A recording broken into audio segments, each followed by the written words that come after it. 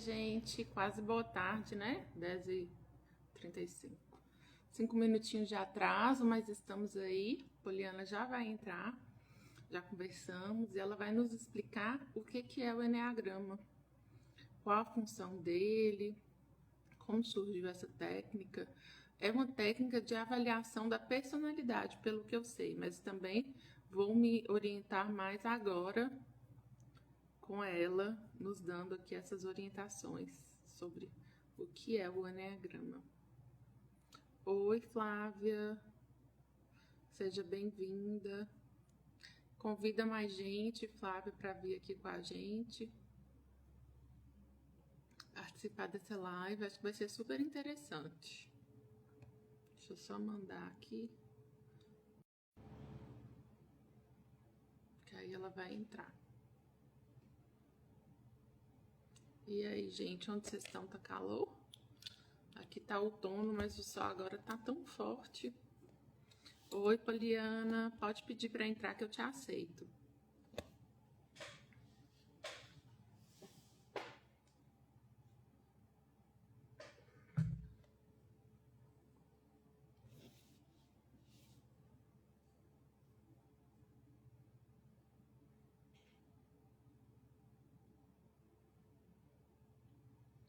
Vamos conversar um pouco. Poliana trabalha também como professora de yoga, meditação.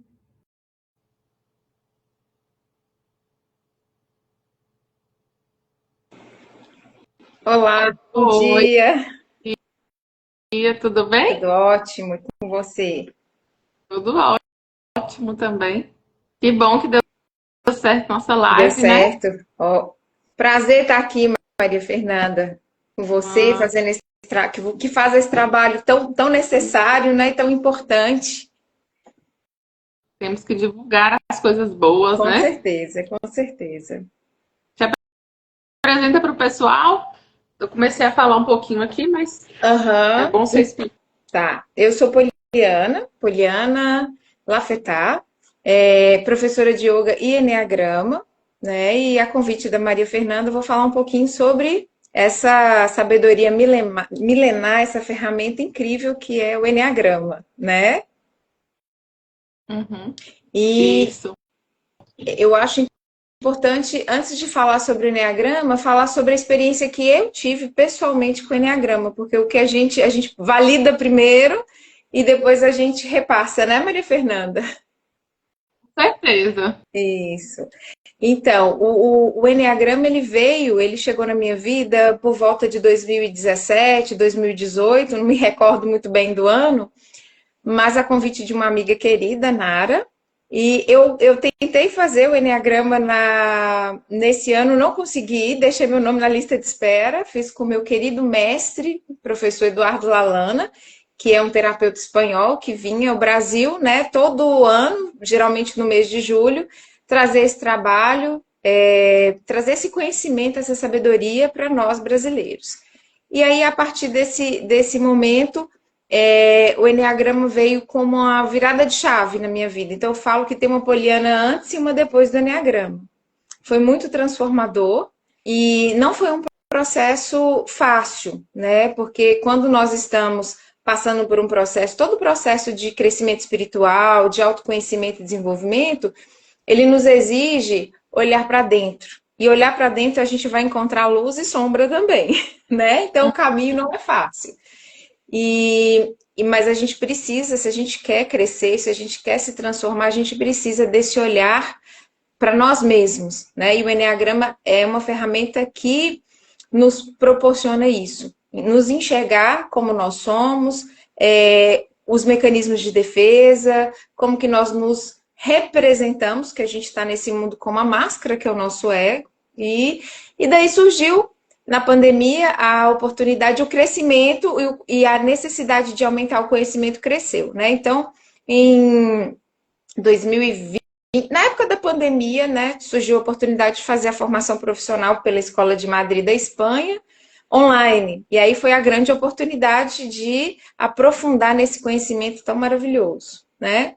E eu fiz, hoje eu estou com 4 formações na área Quando a gente começa, a gente não para, né, Maria Fernanda? Com certeza. Sempre tem alguma coisa a mais interessante para estudar, Para né? aprofundar. Isso. Você quer perguntar alguma coisa específica do Enneagrama ou posso ir contando aqui sobre o processo?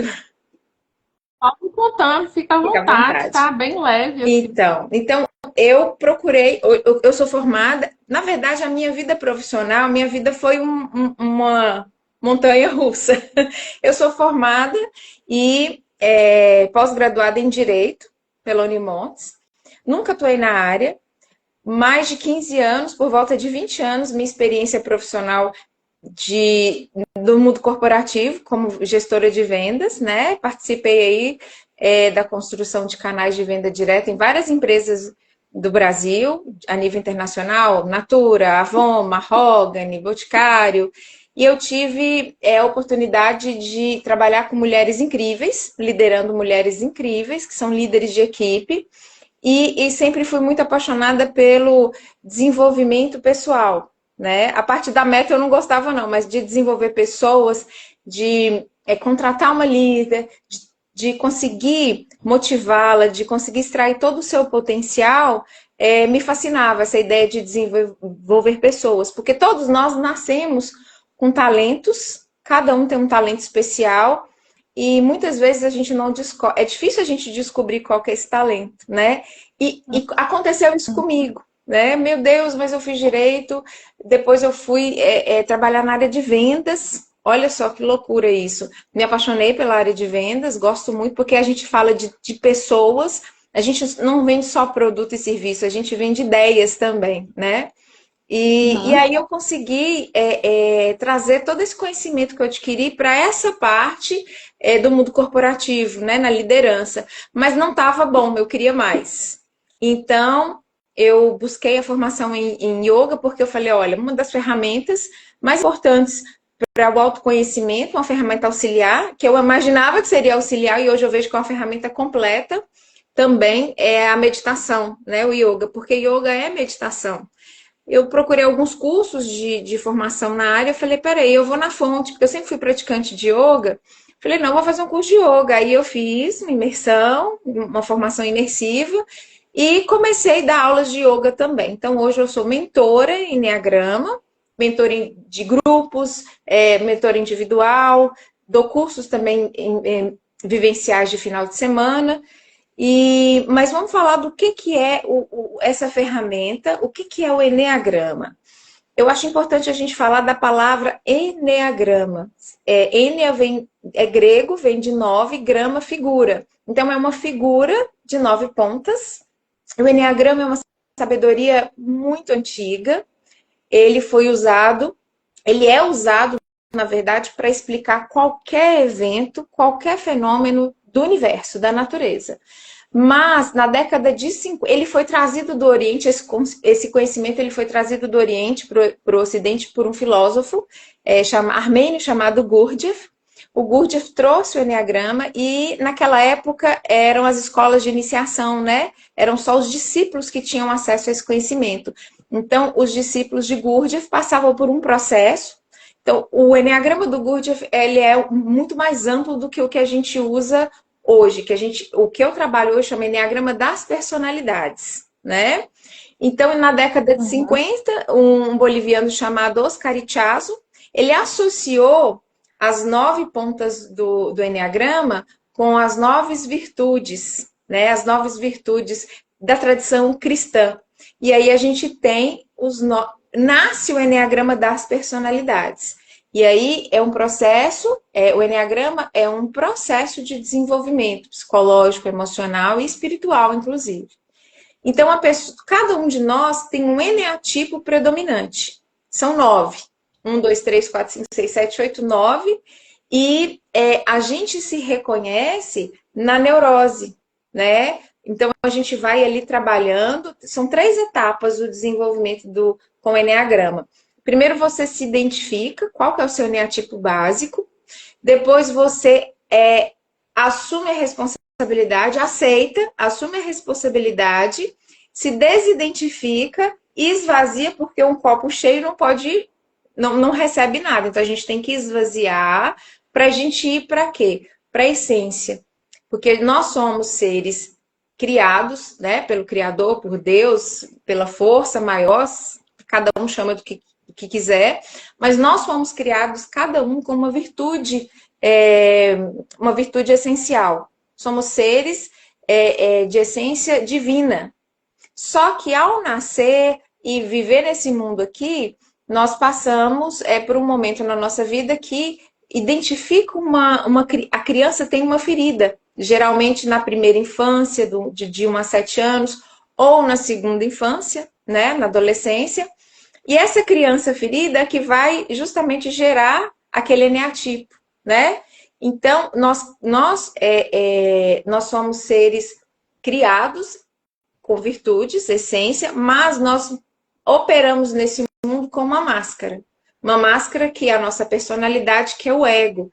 E o ego, às vezes, as pessoas falam morte ao ego. Não, morte ao ego não. O ego nos protegeu por muito tempo. Tudo que nós fazemos, a forma como nós lidamos com as pessoas, com o mundo, é uma forma que nós encontramos de nos proteger, né? Então, só que chega num determinado momento que aquilo mais atrapalha do que ajuda. E aí você precisa olhar para dentro, voltar o seu olhar para dentro de você para ver o que você vai crescer, o que você vai para você ser plenamente feliz, né? Então, é uma ferramenta de busca da plenitude, é o ser vivendo em plenitude. Porque nós somos criados para ser felizes, concorda comigo?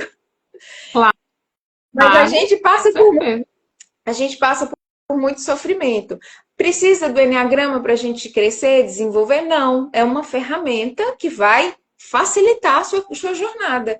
Muitas vezes, já parou para pensar que as pessoas se transformam quando elas passam por momentos muito desafiadores, tragédias, uma doença muito grave, né? Então, não precisa, a gente pode aprender de uma forma mais suave. É lógico que a gente vai ter que olhar para dentro, para as sombras, para a parte negativa. Não gosto de falar negativa, eu gosto de falar desafiadora.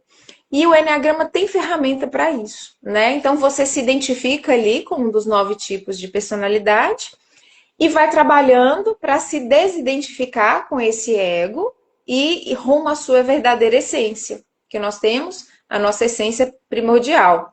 Então, o Enneagrama, ele vai te possibilitar essa jornada mais leve, né? Mas tem que passar por um caminho aí A gente não se responsabiliza se a gente não aceita. Então, se há um processo de negação, não tem como avançar no processo. É como se a gente quisesse ficar na ignorância. Eu gosto muito de citar, não sei se você já leu o livro, se já assistiu o filme do José Saramago, Ensaio sobre a Cegueira. Eu comecei a ler esse livro, não terminei, não. Então, super recomendo.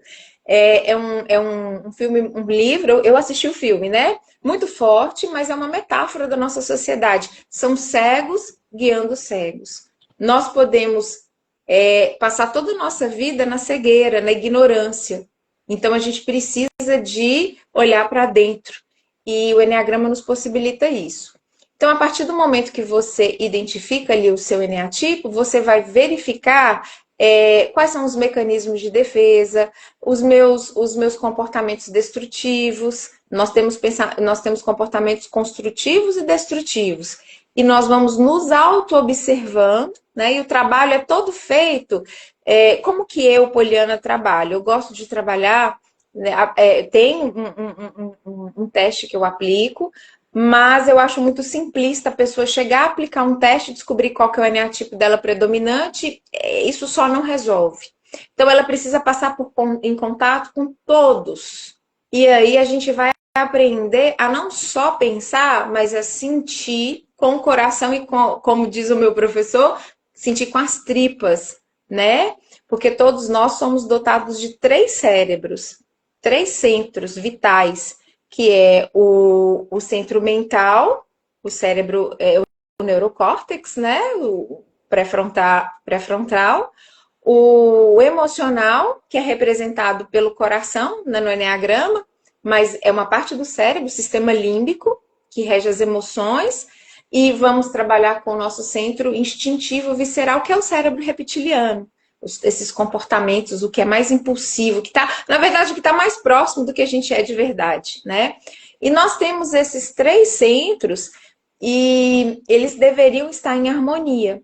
Mas no Eneagrama a gente vai verificar que são 9, né? Então a gente divide em 3 tríades. Tem 3 eneatipos instintivos, 3 emocionais e 3 mentais.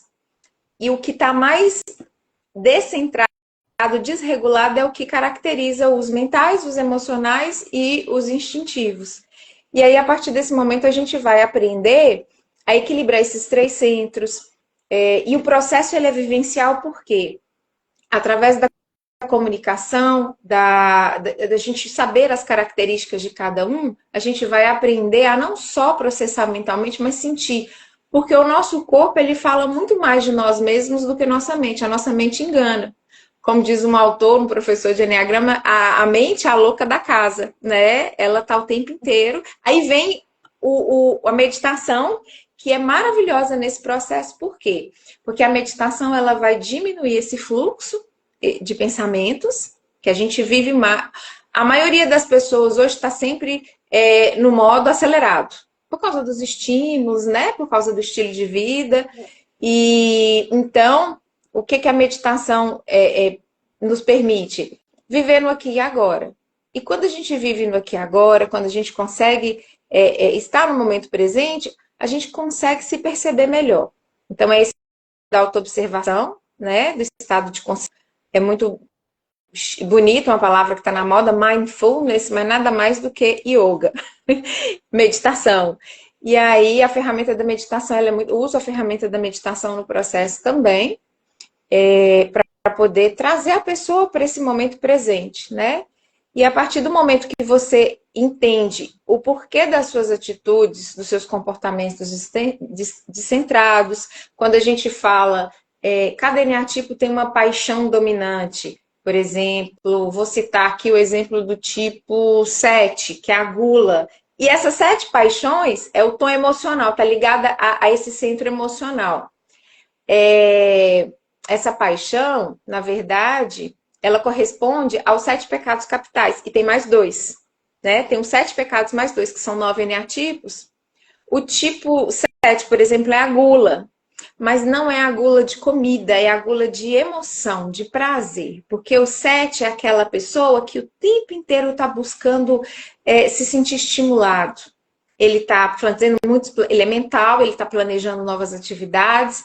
Eu estou aqui agora planejando uma viagem. Quando eu estou na viagem, eu não estou satisfeito com a viagem, porque eu estou sempre no futuro. Aí eu já estou planejando uma outra atividade.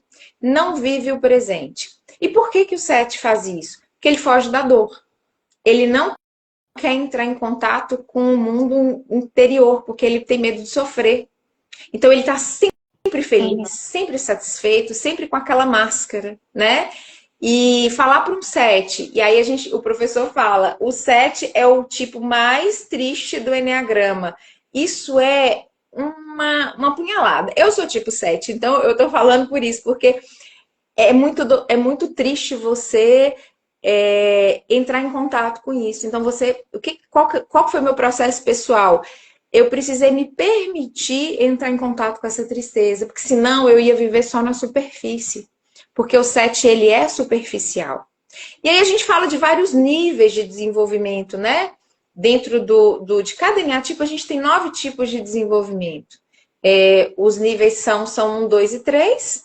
Nós, pobres mortais, estamos ali mais ou menos no nível médio, né? 4, 5 e 6.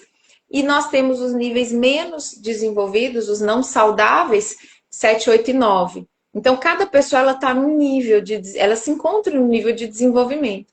E quando a gente está no nível mais baixo de desenvolvimento, geralmente não. Cada eneatipo ele está ligado a um tipo de transtorno, uma neurose, né? O tipo 7, por exemplo, pode ser narcisista. E assim, quanto mais descentrado o comportamento, porque o comportamento, tudo está muito no inconsciente. Nós somos regidos 95%, 93%, 95%, você sabe até melhor do que eu, né? Com a saúde mental aí, regido pelo nosso inconsciente. E por isso é que é necessário entrar em contato com as emoções, com essa parte instintiva de sentir. Sabe aquela intuição que você tem? Não vai não, que, como diz o jovem, que vai dar ruim? Não vai, porque seu corpo é mais sábio do que você. Aquele aperto no estômago, aquela sensação. Então, a gente precisa aprender a escutar o nosso corpo. A gente precisa aprender, porque a mente está tentando... A mente está a serviço do ego. Então, a gente tem que aprender a escutar. Nossa sociedade foi regida por uma máxima por muito tempo. Mente sã, corpo são. Lembra desse dizer aí? Porque privilegiou por muito tempo a mente e o corpo. Na escola, muito mais a mente. Na escola, e cadê as emoções? Cadê o trabalho com as emoções? Né? As emoções ficaram de lado e hoje nós temos a escola tradicional, por exemplo. O que a gente tem? Cognitivo. E educação física, alguma coisa na parte física ali do corpo, mas assim, é muito pequeno. E onde é que estão? Cadê as disciplinas que trabalham as emoções? Aí a gente tem algumas escolas, que tem a Escola da Inteligência de Augusto Cury, mas tá assim, passos, né, bem iniciais. A gente teria, por exemplo, a possibilidade de desenvolver isso com uma aula de artes, mas o seu filho chega e fala, mãe, minha aula de arte é teórica. Então, tudo bem, pode ver uma parte teórica, mas as crianças, elas precisam passar, porque a arte é um meio maravilhoso de você transbordar ali, através da arte, as suas emoções, né, os seus sentimentos. Então, nós fomos educados a não reconhecer as nossas emoções. E as nossas emoções são extremamente importantes no nosso processo. Ah, eu não posso sentir raiva? Pode sim, não tem problema nenhum. É uma emoção extremamente normal e é saudável. O que você faz com a sua raiva é que vai definir se sua atitude foi positiva ou negativa. Mas sentir raiva é um processo. A gente não tem que engolir raiva. A raiva está mostrando pra gente que alguma coisa não está legal. Uma criança na escola que sofre, por exemplo, um bullying, o que vai despertar primeiro nela? Desperta a tristeza, mas a raiva, a indignação, né? Então, nós precisamos aprender a entrar em contato com as nossas emoções. A tristeza. A tristeza me diz que tem alguma coisa que não está legal, que eu preciso mudar. Os processos depressivos, né? O processo depressivo, as pessoas acham... Não é que depressão seja boa, mas o processo depressivo é uma forma do corpo falar, minha filha reage para a vida porque não está legal, né? Não sei se você concorda comigo, como profissional da saúde mental. É um processo de olhar, né, para o que está desarmonizado, para o que não está bem, e tentar ressignificar a vida mesmo, né? Às vezes a pessoa fica deprimida porque ela está numa relação abusiva, numa relação tóxica, não consegue enxergar isso, até que quando ela adoece, ela é obrigada a olhar para realmente para essas questões, né? Sim. Do que é que pode estar em equilíbrio, Sim. né? E aí, quando você fala disso, nós temos alguns eneatipos, e assim, só para deixar claro, nós temos características de todos, porque nós somos um ser integral, a gente tem características de todos. Mas tem um que predomina, que esse é o nosso eneatipo básico. E se você precisa... Todos têm pontos positivos e pontos desafiantes, pontos a serem desenvolvidos. Alguns tipos do Eneagrama, eu sou Eneatipo 7, por exemplo, eu preciso, como uma sabedoria, é uma ferramenta processual, às vezes eu vou buscar no 1, que é um perfeccionista, o tipo meu perfeccionista, mas é o perfeccionista levado ao extremo. Mas ele é uma pessoa muito organizada, ele é uma pessoa muito disciplinada. Tipo 7, que estou o tempo inteiro procurando. O 7 tem muita dificuldade de concretizar projetos. Tudo que é inovação é maravilhoso. Ele é excelente da empresa para inovação, mas não coloca ele em atividade administrativa rotineira, não, porque não funciona.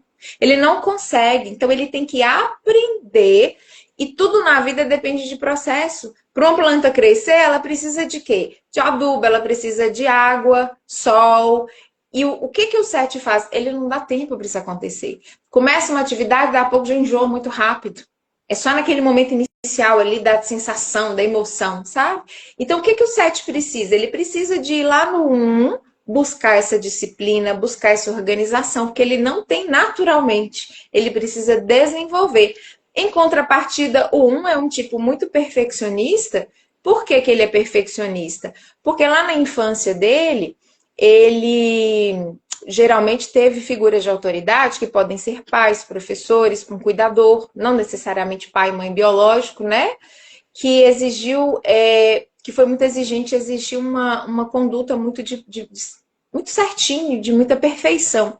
E aí, o que que a criança quer? Toda criança quer ser o quê? Amada. Então, para ela entendeu naquela mente dela ali que ela precisava ser perfeita, né? Só que a gente trabalha no Enneagrama com o caminho do meio, né? O caminho do meio é você não ir para os extremos. A disciplina, a organização é boa. Falta de disciplina não é bom. Excesso de disciplina também não. A mesma coisa acontece. Aí eu vou falando um pouco de cada eneatipo, só para as pessoas, né, irem talvez identificando algumas características. O tipo 2 no eneagrama é o ajudador. Pensa naquela pessoa que só ajuda, que olha, ajuda todo mundo e esquece dela mesma. Conhece alguém assim? Lembrei de alguém que Uhum. faz isso? Ela é a última pessoa, é a que menos importa. Só que essa bondade, ela tem que estar aqui, ó, no caminho do meio. Falta de bondade não é bom, excesso de bondade também não, porque o excesso de bondade, essa bondade levada ao extremo, ela tem uma máscara de ser boa e a nossa sociedade cobra muito que a gente seja bom para os outros, né? Então, é super Sim. valorizado. Então, ser bom, quando você excede, falta alguma coisa para você. Você abre mão das suas necessidades para ajudar o outro. Isso não é saudável. O sim que eu digo para os outros, muitas vezes é um não que eu digo para mim mesmo. Então, a gente tem que aprender a falar não. O tipo 2 não sabe falar não. E ele se prejudica. Aí, a gente vai descobrir que o tipo 2 faz isso por quê? Por orgulho. Aí está o ponto-chave do Enneagrama. Você tem que estar disposto a aceitar. Ah, mas não, eu não sou orgulhoso, eu ajudo porque eu gosto mesmo. Mas a gente tem que entender, Maria Fernanda, que é um processo inconsciente. Você não tem consciência disso. Então, por isso que é autoaceitação, autorresponsabilização, desidentificação e rumo ao caminho da virtude. Quando acontece isso, é uma coisa, a energia flui. O tipo 2 passa a ser uma pessoa que ajuda, mas sem esperar em troca. Porque lá na neurose, quando ele está lá na neurose, ele está vivendo no modo inconsciente, ele ajuda para quê? Para ser reconhecido, para ser amado. E ele faz isso porque ele é ruim? Não. Ninguém faz nada porque é ruim. A gente porque cada um enxerga a vida sob sua lente, sob o prisma diferente, que é o tipo de personalidade, né?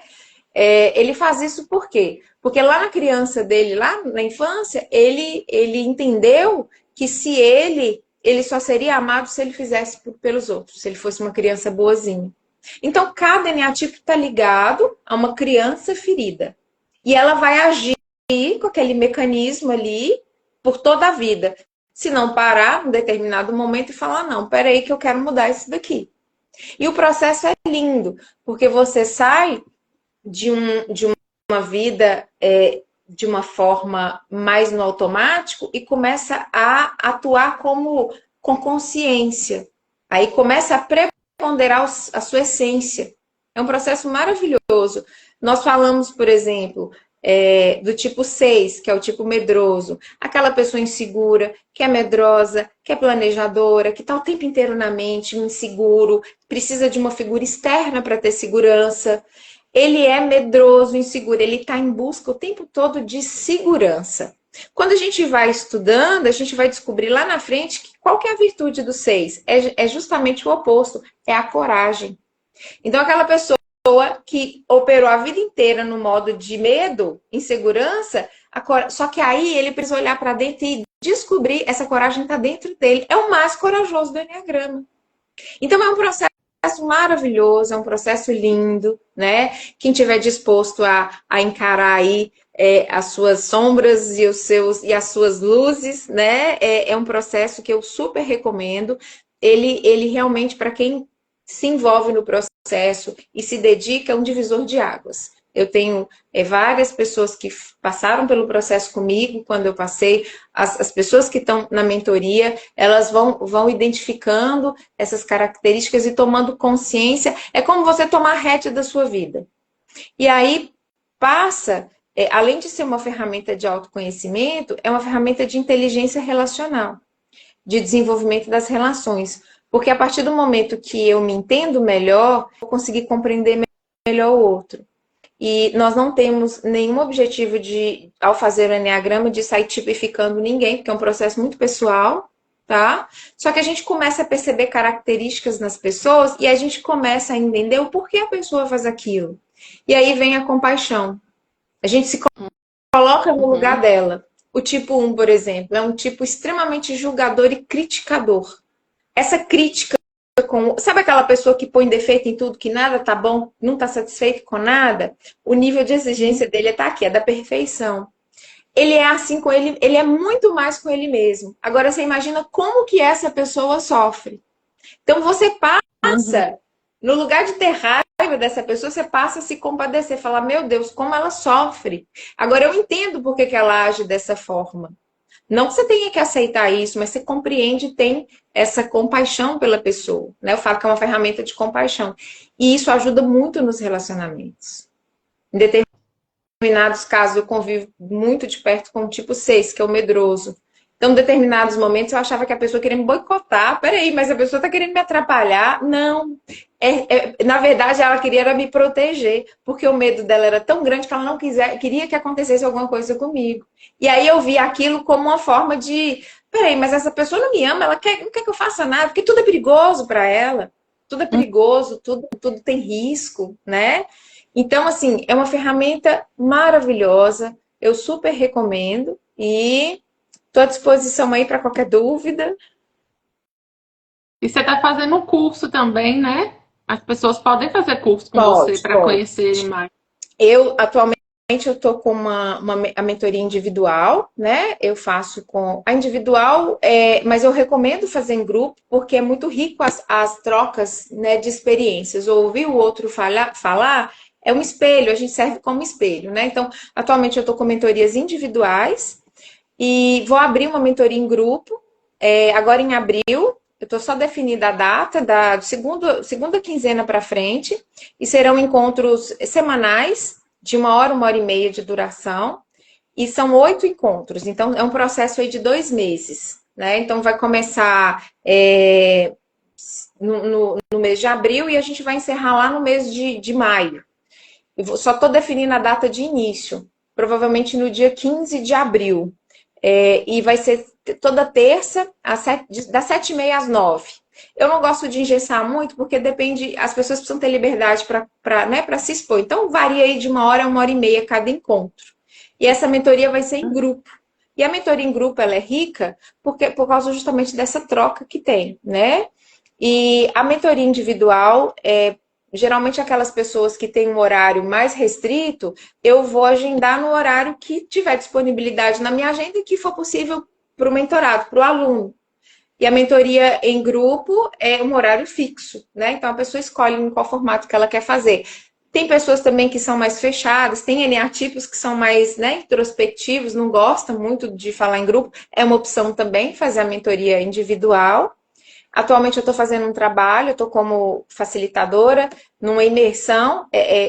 Nesse trabalho eu estou fazendo uma doação do meu trabalho, né? Não estou cobrando nada, pela Casa de Nazaré e a comunidade de Nazaré. E aí, na comunidade de Nazaré, a gente está fazendo num formato imersivo e vivencial. São 3 sábados, 4 horas cada sábado.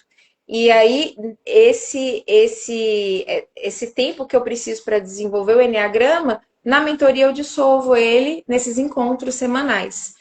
E é interessante o encontro semanal porque eu passo exercícios práticos e é o tempo da pessoa se auto-observar e a gente depois no retorno discute, compartilha. Então dá para fazer, é o formato que mais é apropriado para cada um. Mas a mentoria em grupo, ela vai iniciar agora a data prevista pode ter alguma alteração, mas vai ser sempre terça-feira, de 7h30 às 9h da noite, até 9h da noite. E além desses encontros em grupo, cada pessoa que participa da mentoria em grupo, ela tem um momento individual, uma reunião individual comigo. Porque faz parte do processo da mentoria um teste, que chama Teste 360, que é do Christian Partner, um dos meus professores, dos muitos professores, que a abordagem dele é o sistema 360. Traz a aplicação do teste e esse teste, mas eu só faço no final, porque eu acho importante a pessoa participar pelo processo de introspecção, de tentar sentir, porque é muito fácil eu chegar e falar que, Maria Fernanda, você fez o teste, deu isso, isso e isso. Eu tiro de você a oportunidade do processo, né? Do processo de autoconhecimento. Que eu acredito que a gente precisa vivenciar, não só, né, entender mentalmente. Então, eu aplico esse teste no final do processo e tem uma reunião de devolutiva. E esse Enneagrama 360, ele traz um mapa bem completo, fala do relacionamento, além de trazer o percentual que você tem em cada eneatipo, traz também a questão do relacionamento intrapessoal, interpessoal, nos eneatipos, tá? E tem uma parte que eu acho muito interessante, principalmente para quem trabalha no mundo corporativo, que traz um perfil, se a pessoa tem um perfil mais administrativo, mais gerencial ou mais empreendedor, de negociação, né?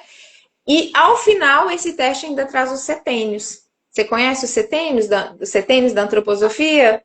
Os setênios, e aí traz qual o momento atual que você está dentro dos setênios, dos ciclos. São ciclos de vida, né, determinados, são fases diferentes na nossa vida.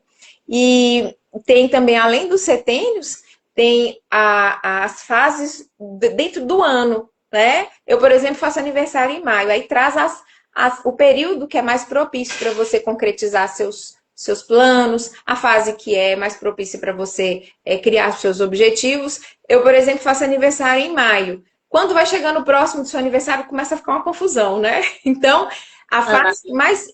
Até janeiro eu já tinha que estar com meus projetos para o novo ano, todos bem desenhados, porque depois fica mais difícil de colocar isso, de planejar. Depois a gente vai para a ação. Aí depois que passa o aniversário, começa o ciclo de novo. Então, é um processo muito interessante. Muito. Então, é uma mentoria bem completa mesmo. A pessoa não vai sair de lá com dúvida nenhuma do perfil dela, de qual que é o eneatipo dela predominante e o que ela tem nos outros também. Porque na metodologia tradicional, a pessoa faz o processo, se identifica, mas não tem essa validação, né, com percentual em cada um. E nem toda essa amplitude na parte administrativa, empreendedorismo, negociação e os setênios também, que é muito rico. Tem uma pessoa perguntando aqui se é online. É online sim. A mentoria é online e eu não recomendo que falte as aulas ao vivo, porque eu gravo as aulas e ela fica disponível por uma semana para a pessoa assistir. Acontece, ela tem que ter o compromisso tem que ter essa disponibilidade, porque é importante participar ao vivo para emitir dúvidas, para participar, a gente faz dinâmicas. A tecnologia hoje nos permite muita coisa, né, Maria Fernanda? A gente né? cria salas, né? A gente reúne aquelas pessoas que têm cada dinâmica é feita de uma forma diferente. Então, eu sugiro que a pessoa e esses momentos de partilhas não são gravados, tá? O que fica gravado mesmo são os momentos de dúvida e aí a exposição mesmo do tema. Então, eu sugiro que a pessoa tenha disponibilidade para fazer nos horários, mas se porventura, por causa de um compromisso, uma necessidade de faltar uma aula ou outra, ela fica gravada. Ou se quiser revisar, fica por uma semana. Por que não fica mais? Porque já foi estudado que se a pessoa não tiver o comprometimento de uma semana fazer aquilo, ela não vai fazer. E aí vai postergando, né? Vai deixando para depois.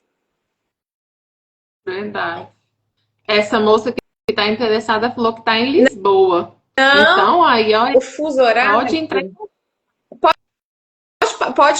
em contato comigo também, que se não for possível fazer na mentoria em grupo, por causa do horário... você sabe me dizer aqui quantas horas para mais ou para menos? Lisboa? Quem tá? São umas 4 horas para mais. Para mais? Então a gente teria que fazer a mentoria individual para pegar um horário que adeque, né? Que dê para fazer. Mas se quiser, pode passar meu contato. Eu deixo o meu contato aqui também. E eu consigo colocar Colocar aqui, não aqui. consigo? Você vai colocar o telefone? Tá. Qual que é o seu telefone? 38 9 38 9 7400 1. 8405.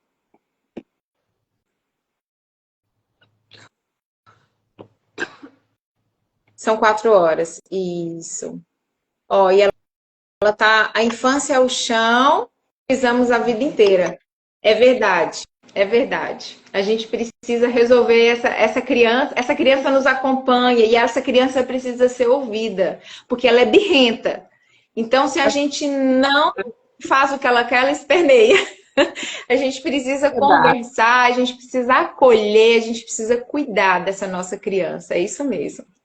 Eu acho assim, que essas ferramentas de autoconhecimento são todas muito ricas, porque elas nos permitem entender essas questões da infância, né? Sim, Que ficam gerando traumas e comportamentos na idade com adulta.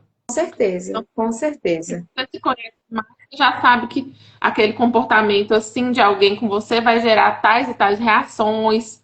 Como que você vai. E aí você pode se proteger mais com relação àquilo, falar, não, eu sei que eu tô agindo desse jeito, mas eu não devo agir assim, eu devo agir de outra forma. Então você vai conseguindo mudar aos poucos o seu comportamento, né? Com as ferramentas de Com autoconhecimento. certeza. E quando você muda você, o seu entorno muda. O entorno muda. Porque as pessoas, elas só fazem alguma coisa com a gente com a nossa permissão. Mesmo que a gente não tenha consciência disso. A partir do momento que você coloca um basta, a pessoa não vai fazer mais. E aí, como que você vai conseguir colocar um basta se você nem conhece suas motivações, se você não conhece o que te levou a fazer isso, né? E essa questão da criança é muito interessante porque para Maria Fernanda uma coisa pode ser muito tranquila, Poliana pode ser assim, uma dificuldade que não tem tamanho. Eu falo que aqui tá o copo, né? Aqui tá o copo. Eu tô enxergando o copo daqui, você tá enxergando daqui. Então, cada um enxerga a vida, enxerga o mundo de acordo com a lente que ela criou. É uma lente. Essa lente é a personalidade que foi criada lá na infância. E a criança, ela precisa ser ouvida. Ela precisa ou então, às vezes, ela precisa entender que não é daquela forma. Então, é um processo lindo, é um processo de libertação. O que a gente fala? A gente ganha liberdade. E aí, sempre que eu faço uma apresentação, e se alguém tiver interesse, né, em saber mais do Enneagrama, eu não inicio uma mentoria se a pessoa não entender o que é o Enneagrama. Então, eu tenho uma apresentação própria para a pessoa. Ontem mesmo eu fiz uma apresentação para uma pessoa que estava interessada em saber, eu não entendo o que é o Enneagrama. Fechamos a mentoria, ela está super interessada. Por quê? A pessoa acha que vai ser um caminho fácil. Olhar para dentro não é fácil. Não é. Tanto é que a gente tem, às vezes, a vida que fazer terapia, né? Tem que fazer terapia, às vezes precisa tomar uma medicação. A medicação em determinados momentos é muito útil, ajuda muito, mas a gente precisa começar a andar com as próprias pernas. Então, eu não inicio uma mentoria se a pessoa não está certa de que realmente ela quer. Eu não quero simplesmente vender a minha mentoria, eu quero que aquilo traga um resultado. E se a pessoa passar pelo processo, vai trazer. Né? Então, assim, eu não quero começar uma mentoria sem a pessoa saber o que é e falar, é porque você acha porque é orgulho. Peraí, gente, a pessoa tem que estar preparada para escutar isso, né? Você parece que é a pessoa mais feliz do mundo. Não, você age fugindo da dor, você é triste. No fundo, você é triste. Então, a gente tem que estar preparado. Então, o processo, estou à disposição para fazer.